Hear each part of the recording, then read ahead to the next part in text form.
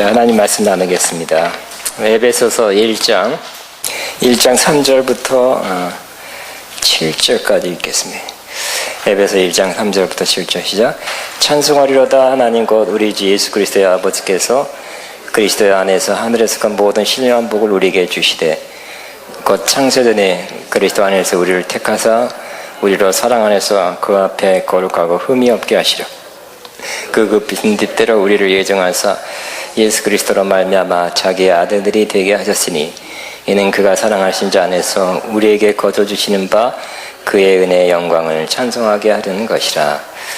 우리는 그의 그리스도 안에서 그의 은혜의 풍성함을 따라 그의 피로 말미암아 속량 곧 죄사함을 받았느니라. 아멘. 저는 믿음과 은혜라는 제목으로 은혜를 나누겠습니다. 우리 신앙생활에 있어서 우리 삶에 있어서 은혜는 절대로 필요한 것입니다. 은혜 없다면 난 못 삽니다 하는 여러분이 되어야 되는 것입니다. 그러나 은혜로 사는 삶의 반대는 아마 내 힘, 내 노력, 내 지혜, 내 경험으로 사는 삶이 될 것입니다. 그러나 우리의 힘과 노력과 또 의지와 그런 능력으로 살면 또 되는 것 같아요. 또 어떤 건 됩니다. 그렇지만 어느 순간에 한계가 부딪히게. 크리스찬은 저는 100% 한계에 부딪힌다고 믿어요. 하나님이 여러분의 능력이나 지혜나 경험이나 여러분의 장점으로 해서 성공하는 것이 하나님 뜻이 아니에요. 사실은 모든데 그렇지. 그러나 성공한 사람들이 있어요. 특별한 사람, 탁월한 사람, 100명, 몇 천 명, 10,000명 중에 한 명은 있잖아요. 그러나 크리스천들은 하나님의 섭리에 의해서 또 원래 100명 성공했다는 사람이 몇 명 중에 한 명 나오지만 크리스천들은 어쨌든 하나님의 은혜로 사는 법을 배워야 여러분은 더 이상 실패하지 않고 더 이상 한계에 부닥쳐서 나아가지 못하는 삶에서 그 이상 나가고 이제 성공하는 삶으로 바뀌게 되는 것입니다. 그러므로 우리는 지금이라도 은혜로 사는 삶으로 바뀌시기를 바랍니다. 그러므로 은혜로 사는 삶이 뭔가를 더 구체적으로 알면 이렇게 살아야 되는구나. 어떻게 해요? 은혜로 살아야 되는구나 하는 것을 배우면 그때부터 여러분의 삶은 제대로 사는 것입니다. 바르게 사는 것입니다. 하나님 기뻐하는 뜻대로 그 방식으로 살아가게 되는 것입니다. 자, 그러면 하나님의 은혜는 우리가 하나님께서 은혜를 베풀어야 되겠다 언제 그랬냐면 보고 저 사람한테 은혜를 주고 저 사람한테는 불쌍하니까 아니면 마음에 들어 그러니까 은혜를 주시는 것이 아니라 우리에게 하나님께서 은혜를 베푸시겠다는 결정은 여러분을 보시고 여러분 형편과 여러분이 어떻게 나오나를 보시고 결정하는 것이 아니라 창세전에 은혜를 주시기로 결정한 것입니다. 여러분이 이 땅에 태어나고 크리스찬 됐으니까 이미 크리스찬 됐죠? 여러분 다 크리스찬 됐다는 사람들은 모두가 창세전에 은혜 받기로 예정된 사람, 하나님의 계획 속에 있었던 사람입니다. 그래서 이 3절부터 7절까지만 봐도 그렇죠. 찬송하리라 3절 하나님 곧 우리 주 예수 그리스도 아버지 그리스도 안에서 하늘에 속한 모든 신령한 복을 우리에게 복 주셨다 이렇게 말하고요. 그 다음에 창세전에 그리스도 안에서 우리를 택하사 창세전 택했대요. 우리로 사랑 안에서 그 앞에 거룩하고 흠이 없게 하시려고 그 기쁘신 뜻대로 우리를 예정하사 예수 그리스도로 말미암아 자기의 아들들이 되게 하셨으니 우리가 이 땅에 태어나고 살아있는 것, 생명이 있는 것, 그리고 우린 더 플러스해서 크리스찬이 됐죠. 그것은 굉장한 축복이라는 것입니다. 힘든 사람, 너무 어려운 사람이 그래서 자살하는 사람은 왜 내가 태어났는지 심지어 부모님한테 왜 나를 낳으셨나요 하면서 왜 나를 잉태했나요? 낳으셨나요? 왜 이렇게 하면서 항의합니다. 그러나 크리스찬은 그 반대죠. 이 땅에 생명을 주고 살아가는 것, 이 땅에 내가 생명이 있는 것, 우리 운명이 뭐라고요? 결국 하나님 앞에 젖먹고 흠없고 거룩하게 돼서 하나님 앞에 서는 하나님 앞에 가는 또 하나님의 자녀로서 살게 된 그 운명을 가지고 태어났기 때문에 이 땅에 우리가 생명을 가진 것, 특별히 구원받은 것은 그 찬송과 감사를 평생 해도 모자른 것입니다. 그런데 6절, 7절이 목적이에요. 우리의 목적이 이는 그가 사랑하신 자 안에서 우리에게 거저주시는 바 그 은혜의 영광을 찬송하려는 것이다. 많은 은혜를 하나님께 주시려고 합니다.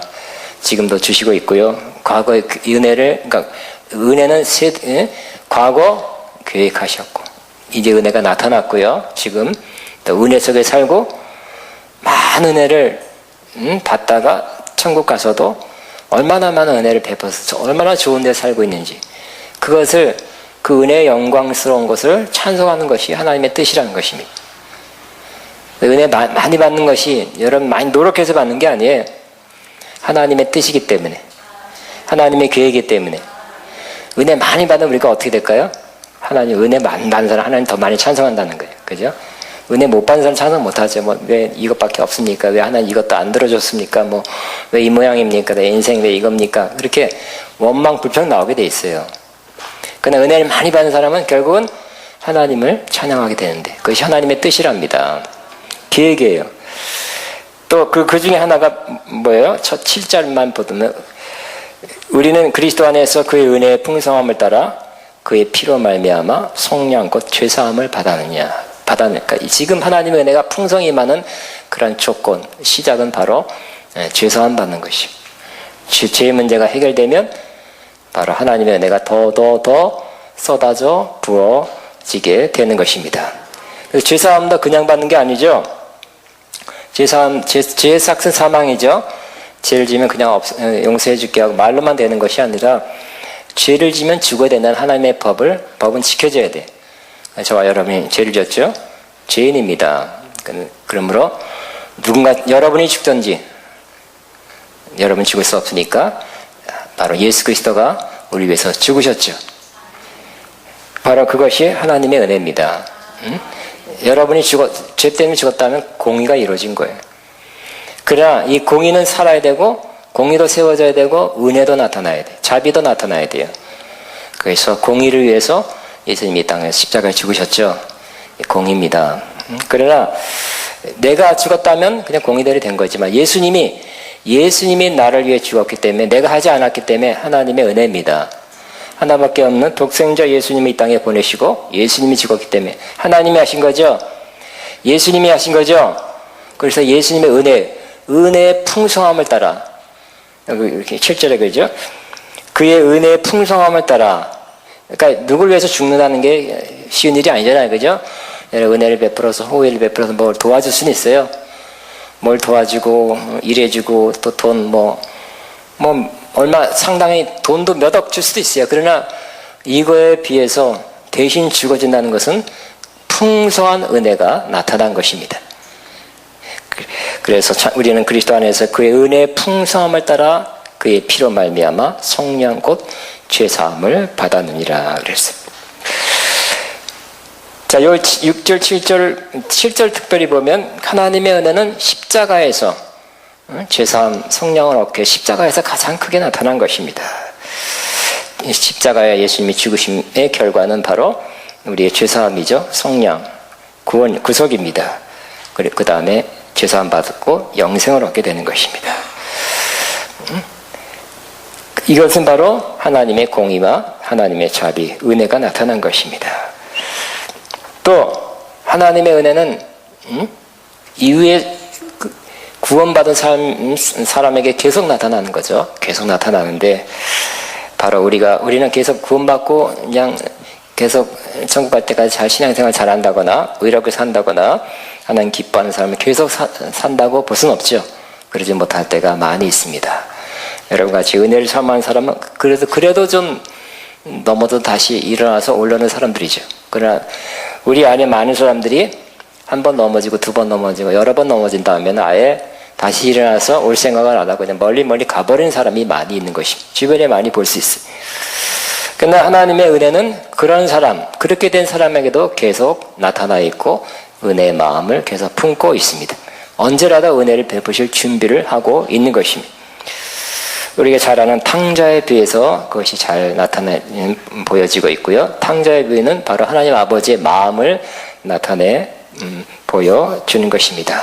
우리가 잘 아는 탕자는 미리 재산을 달라 그랬죠.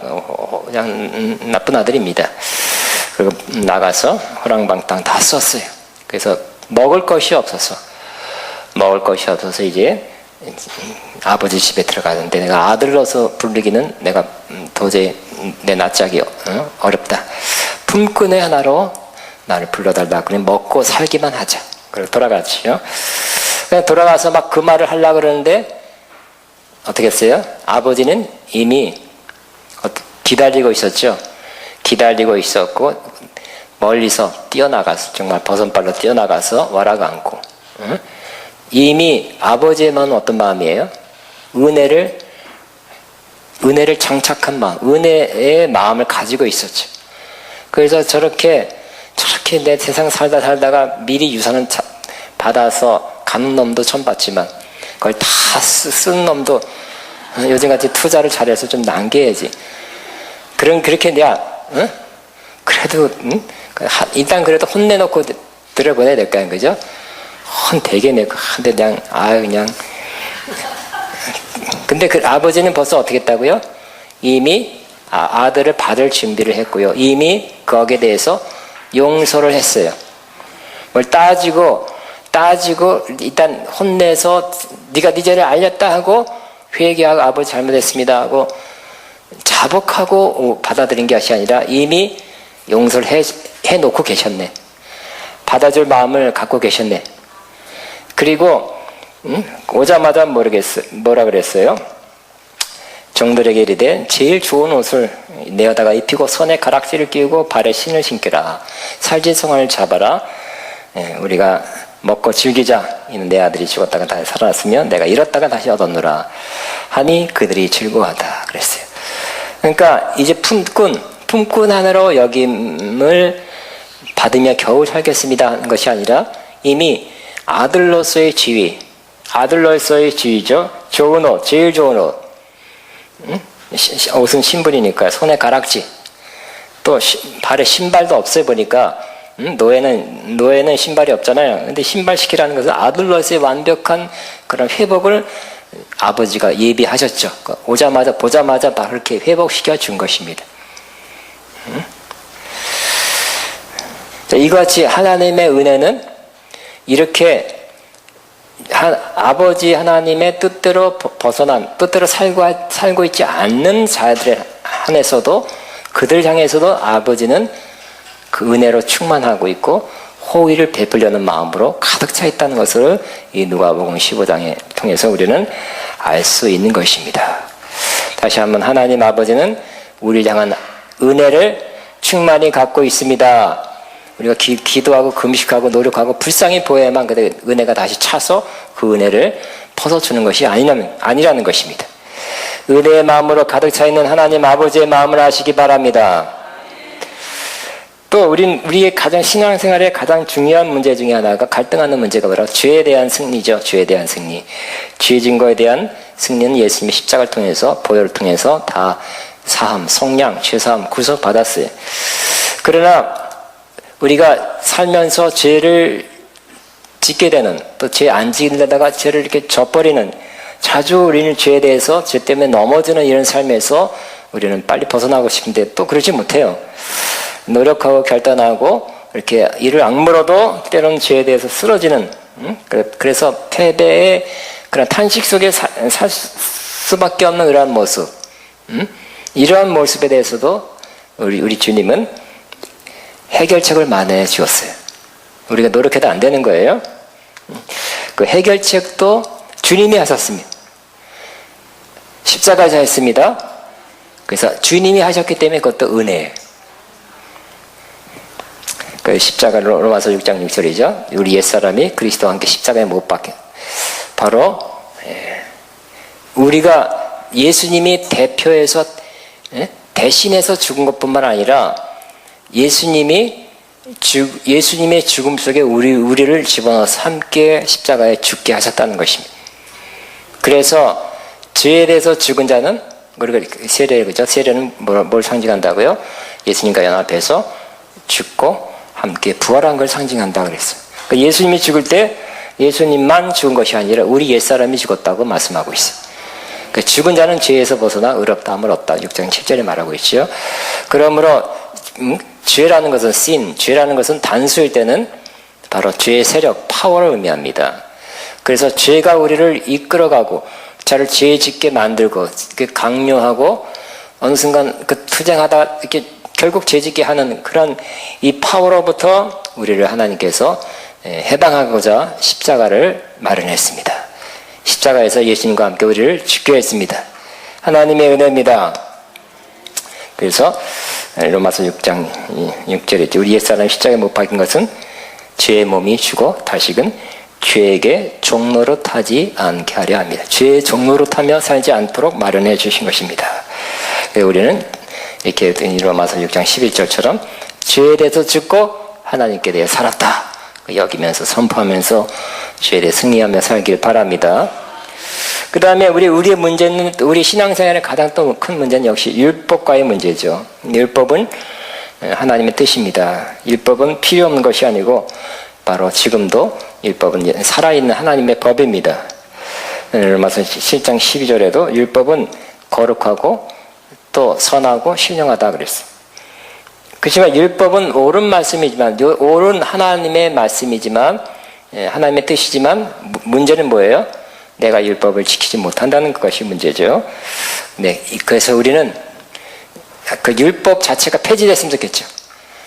율법이 죽든지 폐지됐든지, 그죠? 어떻게 그러나 율법이 죽었으면 좋고 폐지됐으면 좋겠지만 그렇지 않죠. 영원한 하나님의 뜻입니다. 그래서 어떻게 해야 될까요? 둘 중에 하나 죽어야 돼. 내가 죽으면 됩니다. 그죠? 죽음으로써 이어나게 되는 거. 죽음으로써 결발하게 되는 거죠. 그러니까 우리 예수님께서 죽을 때, 그때 우리가 예수님과 함께 죽었을 때도 바로 우리가 율법에 대해서 죽었다고 말씀하고 있어요. 갈라디아 2장 19절입니다. 그리고 20절에는 그래서 이렇게 사도 바울이 이 19절에 이렇게 고백합니다. 내가 율법으로 말미암아 율법에 대해서 죽었나니 이는 하나님께 대하여 살려 하려 함이라 그랬어요. 그 다음에 고백합니다. 내가 그리스도와 함께 십자가에 못 박혔나니 이제는 내가 사는 것이 아니라 내 안에서 그리스도가 사는 것이다. 이제 내가 육체 가운데 사는 것은 나를 사랑하사 나를 위하여 자기 자신을 내버린 하나님의 아들을 믿는 믿음 안에서 사는 것이다 그랬어요. 율법으로부터 자유입니다. 주님이 하셨습니다. 주님이 하셨기 때문에 은혜죠. 그 율법은 법이에요. L-A-W, law, 법입니다. 우리나라 요즘 로스쿨 법, 우리나라 법이 있고 하여튼 이 하나님의 법이 있어요. 근데 이 율법을 좀 확대시키면 신약에 와서는 이 이스라엘에게 준 율법뿐만 아니라 신약에 오면 율법이 제일 기본이죠. 그러면 이 법이라는 것은 꼭 그것만이 아니라 우리 어떤 규칙, 법칙 스스로 심지어 내가 세워놓은 법칙에 대해서도 때로는 우리가 벗어나야 돼요. 만일 어떤 법칙 속에 우리가 묶여 산다면 그 사실 어떨 땐 지키기도 어렵고요. 그 자체가 묶임입니다. 그래서 이 율법으로부터의 죽음, 율법 아래에 있으면 어떻게 될까요? 그 율법을 지켜야 되죠. 물론 지키면 축복입니다. 신명기 28장 같은 축복이에요. 그러나 문제는 우리가 지킬 수 없는, 우리 육신이 지킬 수 없기 때문에 바로 율법을 어긴 자가 받는 저주를 받게 되는 것입니다. 그래서 율법에부터 자유를 어떻게 한다고요? 어떻게 얻을 수 있다고요? 예수 그리스도와 십자가와 함께 죽는 것이죠. 내가 죽을 수 있을까요? 아니죠. 이미 죽어주셨죠. 죽음 속에 이미 넣어서 예수님 죽을 때 이미 죽어주셨어요. 우리가 믿음으로 그걸 받는 것입니다. 율법을 보고 율법을 외우고 율법대로 사는 것이 아니라 이제는 뭐라고요? 율법을 쳐다보고 그걸 지켜야지, 외워서 단단히 외워서 반드시 지켜야지 이렇게 사는 삶이 아니라 우리는 뭐라고요? 이제 어떻게 산다고요? 내가 육체 가운데 사는 것은 나를 사랑하사 나를 위하여 자기 자신을 버리신 하나님 아들을 믿는 믿음 안에서 사는 것이다 그랬어요.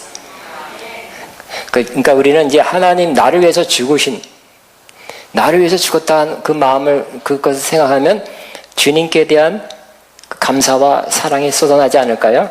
나를 위해서 죽으셨다니. 그러니까 우리가 사는 목적은 어떻게 하면 철저히 하나님 말씀을 지켜서 복을 받는다. 이게 우리 원동력이 아니라 나를 위해서 자기 몸을 내어주신 버리신 예수님을 그 예수님을 사랑할 뿐만 아니라 믿는 믿음 안에 사는 삶이 되어야 된다는 것입니다. 그건 쉽죠? 진짜 실제적으로는 쉬운 거예요. 그걸 깨달으면 쉬운 거예요. 알면 쉬운 것입니다. 지키려는 삶은 어려워요. 여러분이 만든 초등학교 때 만든 일일 생활 기록표 방학 때 5시에 일어나서 1시간 체조하고 하고 독서하고 하고 그거 지켜졌습니까? 계획만 짰죠. 그 자체는 좋지만 여러분이 만든 법도 여러분 지키기가 어려운 거예요. 상황이 변해요. 내 몸이 못 따라가요. 이제 우리는 주님을 사랑하고 주님께서 나를 위해서 행하시는 그 행하신다는 믿음 안에서 살아가는 새로운 삶을 살아가야 하는 것입니다. 우리 하나님께서 그러나 이 법적으로 이걸 해결했는데 실제적으로 우리에게 그걸 하게끔 그 십자가의 삶을 살게끔 우리를 도와주시는 분을 보내셨는데 그분이 바로 성령이시죠. 성령을 보냈다는 것은 이제 너가 노력으로 살지 말고 애쓰고 힘쓰고 살지 말고 성령을 의지해서 성령의 도우심 속에 살아라. 성령 보혈사를 보냈는데 성령으로 살아라. 성령으로 사는 삶이 바로 은혜의 삶입니다. 성령으로 사는 건 승리죠. 성령의 열매를 맺고요. 성령 의지에 살지 않으면 다 인간적인 것입니다. 인간적으로 살면 어떻게 될까요? 욕심이 나고 욕망이 나오고 분열이 있고 시기가 있고 갈라디아 5장 18절부터 20절까지 그 나쁜 열매가 은근히 맺어지는 거예요. 나오는 거예요. 속에서 부글부글 하는 거예요. 그 욕망하고 계속 싸울 수밖에 없어요. 그러나 내가 성령을 의지하고 성령을 쫓아 행하면 성령의 열매를 맺게 되는 것입니다. 또 우리는 현재 우리의 수고하고 무거운 짐으로부터 우리는 자유하는 삶을 살아야 하는 것입니다. 우리는 많은 무거운 것들을 문제의 짐, 어려운 어떤 것들을 맞이하게 됩니다. 간혹 맞이하게 돼요. 그 문제 때문에 우리는 무겁습니다. 물론 유대인들 예수님께서 말하실 때는 수고하고 무거운 짐진 자들아 다 내게로 오라 내가 너를 쉬게 하리라. 나는 마음이 온유하고 겸손한 나의 멍에를 메고 내게 배우라 할 때는 그 유대인들은 제일 큰 무거운 짐이 율법을 지키는 거죠. 율법을 어려서부터 외우고 알고 지켜야 된다는 거 알고 지키려 했지만 못 지키니까 무거운 짐이었어요. 바리새인까지 지킨다고 가르치고 내가 지키니 너희도 지켜라 하는 건 예수님께서 뭐라고 했어요? 외식하는 자다 그랬죠. 회칠한 무덤이다. 지키는 척하고 실제 안 지키는 겉은 하얗지만 속으로는 썩은 송장으로 가득한 외식한 자다. 제일 혼났어요. 제일 파격적으로 비난했습니다. 율법을 지켜야 되는 짐, 하나님 말씀대로 살아야 되는 짐, 이런 짐도 여러분이 가장 큰 짐 중에 지금도 하나일 거예요. 그러나 또 다른 짐도 있을 거예요. 여러 큰 문제가 있다든지 염려거리, 근심거리가 있다든지 그러면 항상 우리는 무거울 수밖에 없어요. 수고하고 무거운 짐을 살아가는 삶을 살 수밖에 없습니다. 이 문제도 저와 여러분이 해결하시기 바랍니다. 무거운 짐이 있다면 누가 나를 들어준다면, 그죠? 누가 나를 들어준다면 우리가 들 수 없는 걸 들어준다면 큰 도움 받는 거죠.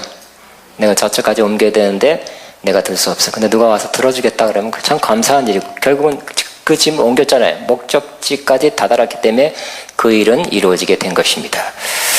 그러므로 우리는 우리의 짐을 지시겠다는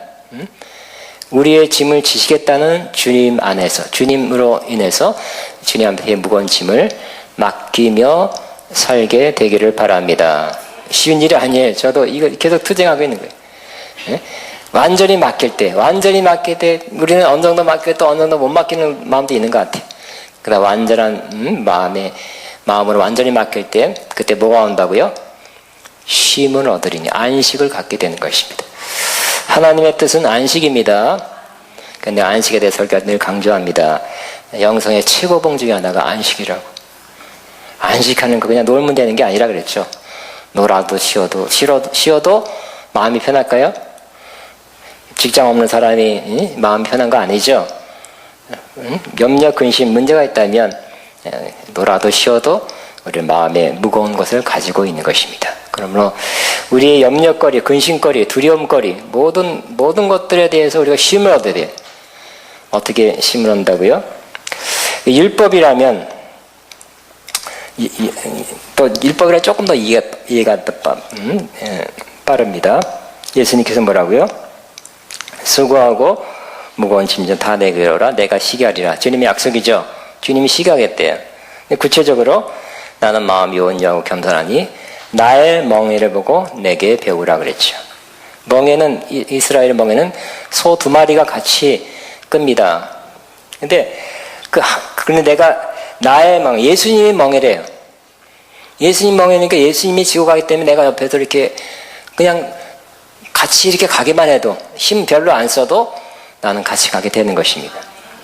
근데 물론 여기서 이 말의 뜻은 예수님이 진짜 멍에 이렇게 우리 같이 이렇게 나무로 만든 소 끄는 예수님이 소 아니잖아요, 그죠? 우리도 소 아니죠? 그러니까 그걸 말하는 것이 아니라 나의 멍이라는 것은 그 이대적 표현으로는 예수님의 교훈이란 뜻이죠. 그 이스라엘에서는 멍이라는 뜻은 교훈입니다. 그러니까 예수님의 교훈, 예수님의 말씀을 듣고 순종하는 것이 쉽게 되는 것이라는 거예요.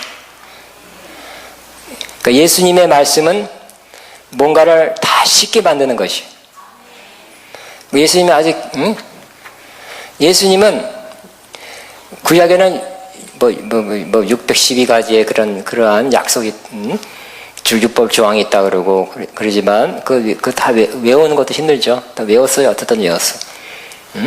그 아는 것도 힘들지만 또 결정적인 건 또 뭐가 힘드냐면 해석하는 게 어려운 거예요. 안식일에 일하지 말라면 어디까지가 일 안 하는 겁니까?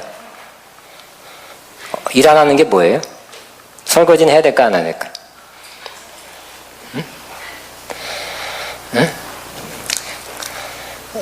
그래서 그거에 대해서 몇 킬로까지 들면 일이고 그 이하는 일 아니다. 허리를 몇 각도 굽히면 일이고 그 이하는 일 아니다. 이렇게 자꾸 해석했죠.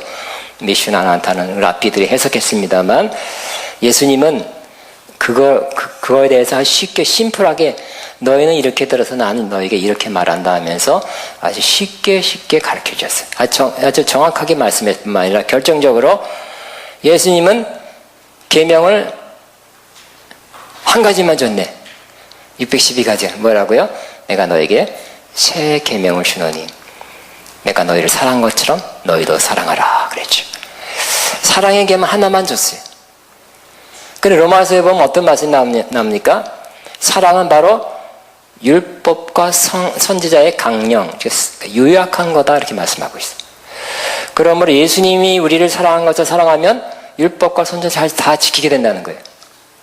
다시 한번 율법과 선지자를 다 외우고 알아서 지키는 삶이 이때까지 그 율법으로 말미암아 의인 된 사람이 하나 없다고 그랬어요. 하나라 두 개라도 다 어기게 되니까 의롭다는 사람이 하나도 안 나왔어요.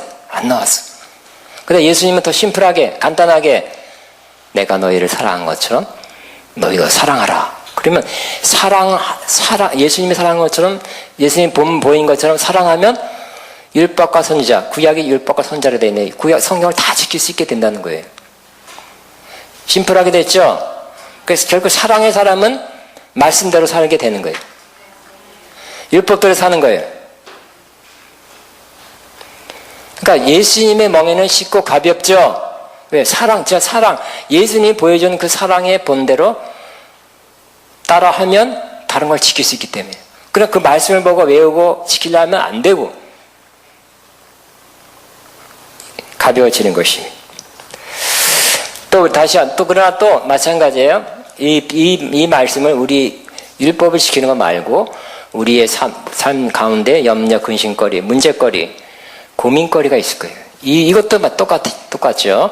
이것도 어떻게 한다고요? 이 무거운 짐을 주님 앞에 가져가는 것이 자유입니다. 해결입니다. 그러니까 예수님의 멍에를 같이 메고 예수님과 함께 이 문제를 해결해야 될 것입니다.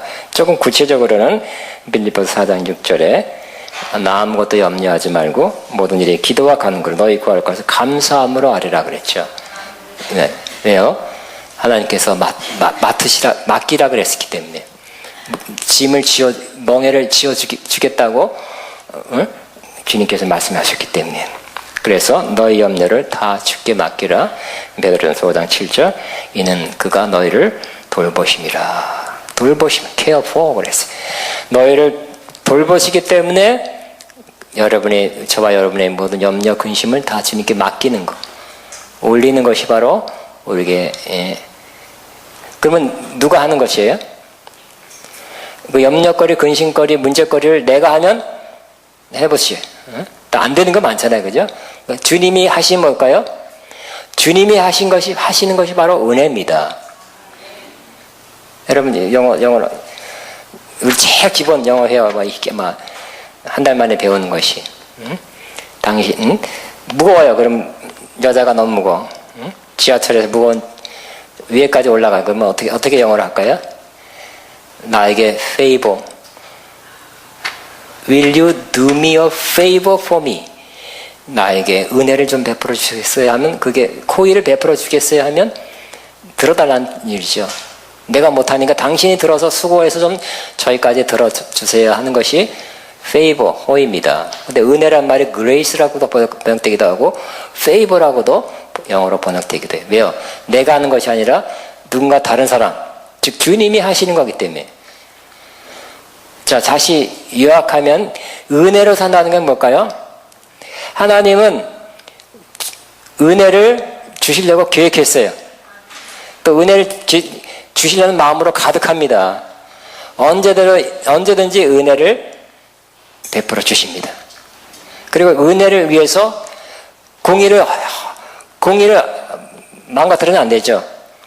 무조건 은혜 베풀면 안 돼요. 무조건 용서고 무조건 그냥 그게 아니라 공의와 그 사랑, 자비와 같이 나타나야 되니까 예수 그리스도가 십자가에 죽게 하는 것입니다.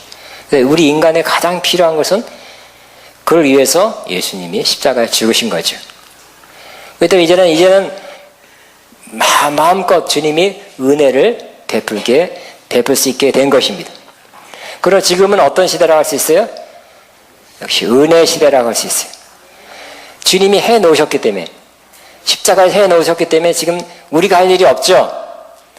주님의 은혜로 말미암아 하셨고, 지금도 그 은혜를 막 베풀 준비하시고 누구에게도 은혜를 베풀어 주시는 시대에 살고 있어요. 그러면 우리는 이것을 내 삶에 적용해서 바로 더 이상 내 힘과 노력과 지혜와 꾀로 살지 않고 어떻게 살아야 된다고요? 은혜로 사는 법을 배우고 더욱더욱 은혜로 살면 승리하게 되는 것입니다. 아까 그랬죠. 에베소 1장 6절에도 그 은혜의 영광을 찬미하게 하려면 많은 은혜를 주어서 그걸 찬양하는 것이 하나님의 영원한 계획이겠죠. 세상에 우리 어렸을 때부터 네가 공부 열심히 하면 1등 하면 뭐 유학도 가고 뭐 이렇게 해서 뭐 이렇게, 또 네가 공부 못하냐? 그럼 뭘 해, 다른 걸 잘해서 열심히 노력해서 뭐 자수성가해라 이렇게 배웠어요.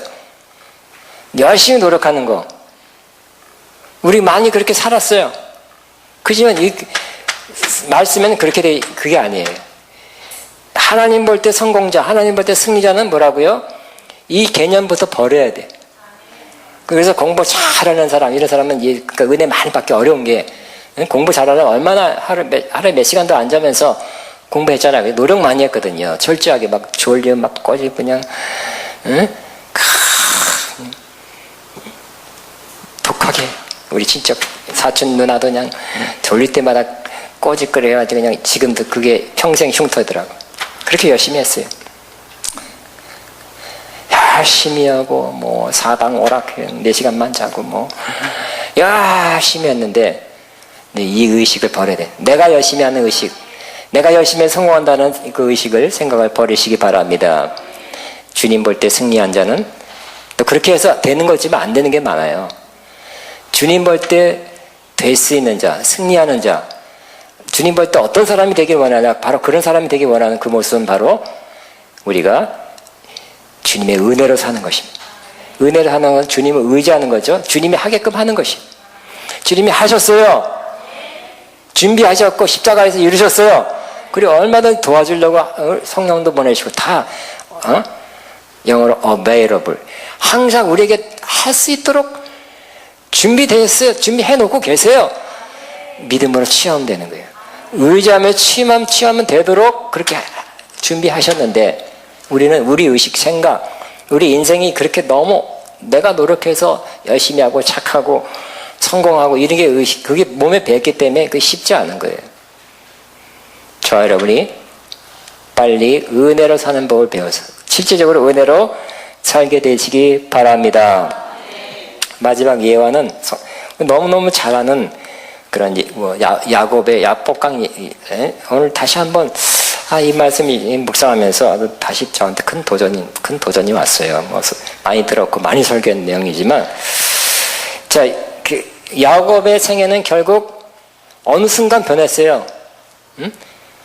야곱은 축복을 자기가 꾀로, 그죠? 어머니하고 같이 합작해서 축복 장자권을 받아서, 물론 예정된 것이 야곱이었지만 그것을 자기의 방법으로 취해서 그걸 누리려 했지만 에서가 그걸 알고 죽이려 했죠. 그때부터 도망가서 그는 라반 집에서 결국 성공했죠. 성공해서 부인도 둘이에요. 하여튼 재산도 또 꾀를 써가지고 알록달록 해가지고 자기 거 많이 모았죠. 재산이 많아졌습니다. 그렇지만 거기서도 그 자기 꾀로 자기 머리로 산 사람의 결과는 항상 완벽한 게 아니에요. 왜요? 이 또 삼촌 라반이 그거 알고 도망가는 야곱을 열흘 동안 쫓아왔으니까 지금 어떻게 해보려고 그냥 겨우 하나님이 막아서 손대지 못하게 했죠. 그렇지만 이 라반의 그 소나기에서는 벗어나고 라반의 위협으로부터는 벗어났지만 가장 큰 문제, 가장 큰 위협, 가장 큰 인생의 걸림돌인 이 형 에서는 벗어날 수가 없었어요. 이제 인생 나이가 들어서 재산도 많고 자녀도 많고 이제 많은 것을 누릴 수 있는 삶을 살게 됐지만 가장 큰 문제는 해결되지 않은 것입니다. 지금까지 자기의 생각, 방법, 꽤 수단을 통해서 많이 성공을 이뤘지만 이번엔 통하지 않고 있어요. 안 돼요. 형 에서의 마음이 아직까지 불굴한 마음이 있다는 것이, 이 장정 400명을 데리고 야곱이 있다는 그것까지 알고 거기까지 쫓아온다는 거예요. 왜 400명이나 필요할까? 야곱은 달리 해결책이 없었습니다. 그래서 밤에 어떻게 했다? 마지막 뭐 어떻게 도망갈 수 없죠. 그래서 자녀, 아내, 소유, 재산, 가축 다 먼저 보내고, 아내를 보내면, 자식을 보내면 마음이 녹아지게, 이 방법도 안 통해. 아무튼 자기가 쓴 계획, 방법, 수단 아무것도 안 통하는 거예요. 그러니까 밤에라고 했죠. 밤이라는 건 항상 인생의 밤입니다. 밤에 다 보내고 홀로 남아있게 되었다 그랬어요. 우리는 때로 하나님 앞에 홀로 서야 될 때가 있어요. 이 여름에 여러분도 하나님 앞에서 좀 홀로 서는, 하나님과 씨름하는 시간 있기를 바랍니다. 그래서 홀로 남아서 누가 나타났어요. 근데 범상치 않은 분이 나타나서 그분을 붙잡고 날이 새도록 씨름하고. 근데 이 씨름하는데 이길 수가 없었어요. 아마 이분이 천사인지 누군지한테 구체적으로 야곱이 이길 수 없으면 밤새 어떻게 했다고요? 야곱의 허벅지 관절을 탁 쳐서 위골시켜서 싸움은 끝났어요. 근데 그가 하는 말이 그래도 안 놓는 거예요. 뭐라고요? 무슨 말하고? 야곱이 이르되 당신이 내게 축복하지 아니하면 가게 하지 아니하겠나이다. 그런 말 하면서, 자, 이전에는 어떻게 했다고요? 이렇게 하면 되겠지 하고 정말 아이디어가 좋아서 그 양들이 물 마실 때 알록달록 거기서 또 교접이라고 하면서 알록달록한 걸 이렇게 만들어 보면 그런 게 이거 어떻게 알아가지고 또 아주 대단한 사람입니다. 그래서 자기 것 많이 취했잖아. 많이 성공했어요. 그러나 또 위험도 했고, 남한테 결국 라반한테 피해를 준 거잖아요. 에서한테는 피해 준 거죠. 상처 준 거죠. 머리 써서 성공하는 사람들이 이 모양이라니까. 자기는 장자권을 취하고 라반 집에서 재산을 많이 들였지만 라반한테 그 삼촌한테 상처 주고 형님한테 상처 준다니까요. 머리 쓰고 자기 능력과 수완으로 사는 사람은 남한테 상처 줍니다. 기억하시기 바랍니다. 우리가 그런 요소가 남아있다면 나는 어떻게 성공한 게 보여요.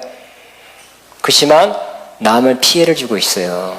그리고 그 문제가 라반은 하나님이 막아줬지만 에서는 부부부란 마음을 안 가라앉히고 죽이자고 쫓아오고 있어요. 이 문제 해결 못하고 있어요. 어떤 건 성공했지만 어떤 건 성공 안 되는 거예요. 해결 못하는 게 나타난 거예요. 근데 그전에는 이렇게 되고 저렇게 해서 됐지만 이번엔 안 되는 거예요. 야곱이 어떻게 변한 걸 볼 수 있습니까? 이것이 밤새 붙잡고 나를 축복하지 않으면 내가 가게 하지 아니하겠습니다. 이렇게.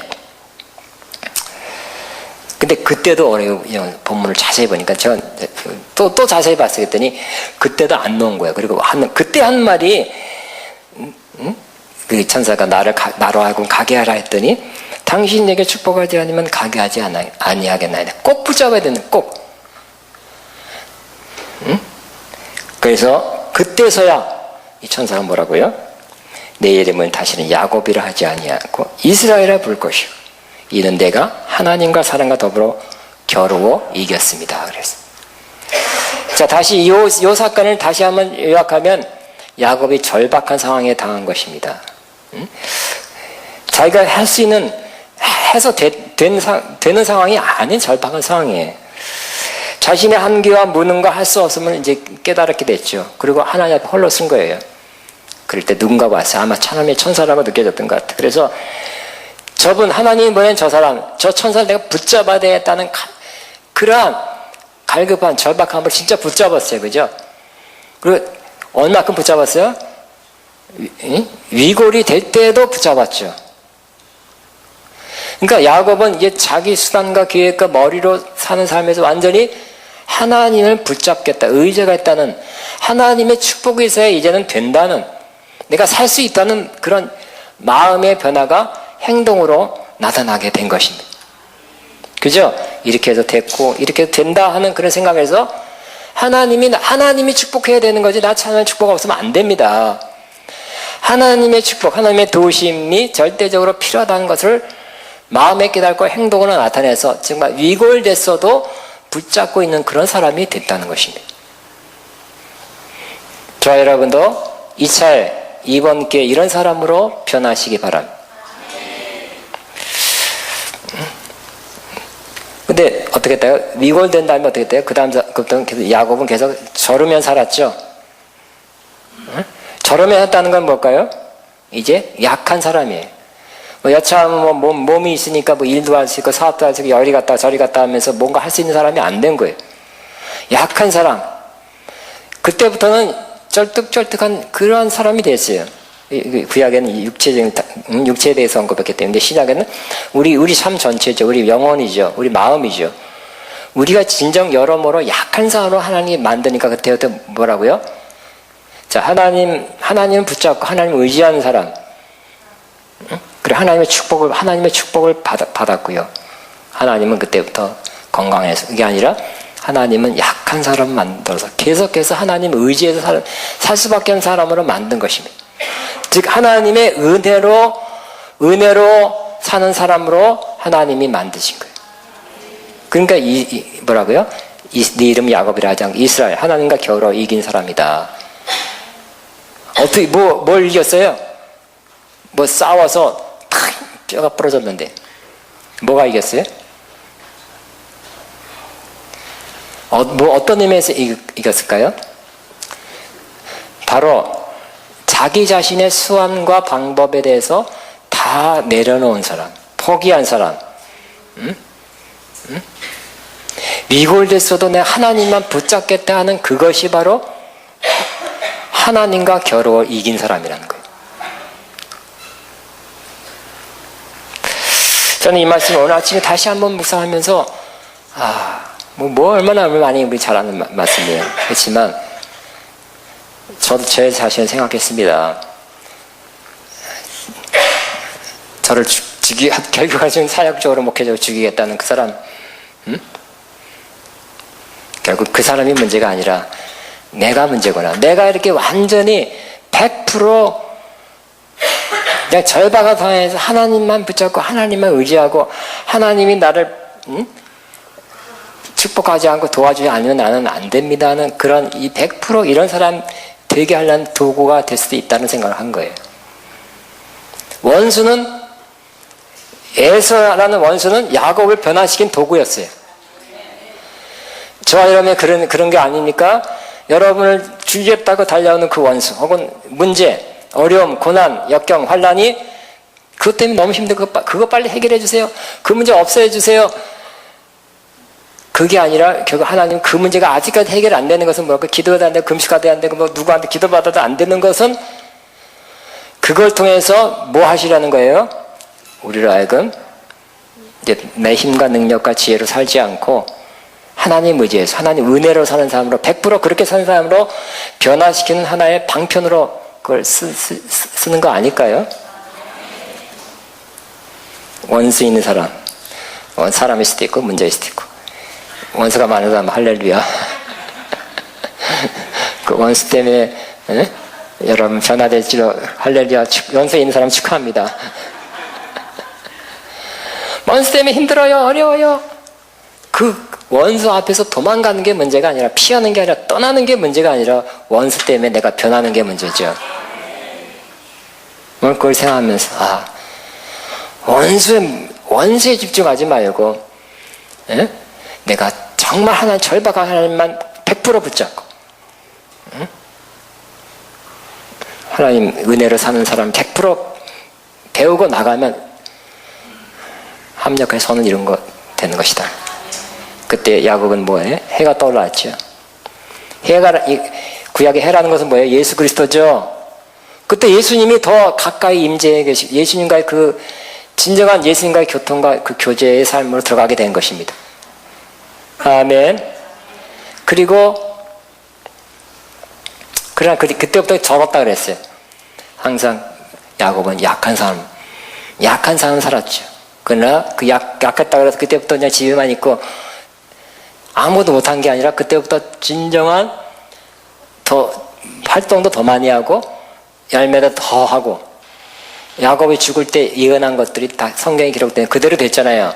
신령하게 되고 이 단계가 거치면 우리가 신령하게 되고 열매가 있고 인격도 성장하고 신앙도 성장하고 모든 게 성장이에요. 이 단계가 거치니까. 그래서 그때 이름을 뭐라고요? 분이엘, 하나님의 얼굴로 바꿨죠. 하나님의 얼굴을 뵀다는 거예요. 저는 이번 여름에 여름이 아니래도 여러분이 하나님 얼굴 뵙는 기간, 이제부터 내 힘과 내 능력으로 안 살고 절박하게 하나님 붙잡아서 하나님 은혜로 사는 그러한 삶으로 변화되면 우리 인생이 변할 것입니다. 문제를 해결해 주세요. 문제가 없게 해주세요. 원수가 없게 해주세요. 원수가 어떻게 좀 해주세요가 아니라 나를 변화시켜. 나를 좀 해결해 주세요. 이렇게 변하면 그때부터 어떻게 했다가 에서도 직위를 받다가 극적인 이상상봉 이상 가서 상봉이 됐잖아요. 그죠? 울고 화해하고 그 문제도 해결됐네요. 내가 이렇게 변하니까 은혜로 사는 사람 변하니까 그 문제 원수도 변하여 화해하게 됐잖아요. 저걸 해결해 주세요가 아니라 나를 변화시키면 저것도 해결된다는 거. 그 은혜가 이번 여름에 꼭 있기를. 은혜로 사는 내 힘으로 살지 말고 내 지혜로 살지 말고 앞으로 평생 은혜 살면 많은 열매를 맺게 될 것입니다. 다 같이 이 말씀 생각하며 주여 한번 하고 기도합니다. 주여 시작하다.